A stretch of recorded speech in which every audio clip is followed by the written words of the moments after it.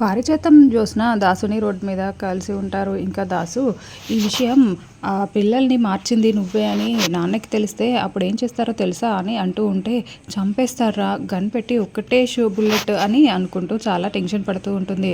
ఇప్పుడు ఆ టైం నీది నడుస్తుంది, నువ్వేం చేస్తావో చేసుకో అని జ్యోత్స్న కూడా అంటూ ఉంటుంది. నేను ఏం చేయలేకే ఆగిపోయాను జ్యోత్స్న అని వదిన కోసం ఆగిపోవాల్సి వస్తుంది అని దాసు అనుకుంటూ ఉంటాడు. ఇంకా దాసు బెదిరించిన దానికి భయపడుతూ పారిజాతం ఉదయం లేవగానే జ్యోత్స్న మెడిటేషన్ చేసుకుంటూ ఉంటే జ్యోత్స్న పక్కకి వచ్చి మెడిటేషన్ చేస్తూ ఉంటుంది. అప్పుడే కార్తిక్ అక్కడికి వచ్చి ఇట్లా పారిజాతం కళ్ళు తెరిచేసరికి కార్తిక్ ముందే ఉంటాడు.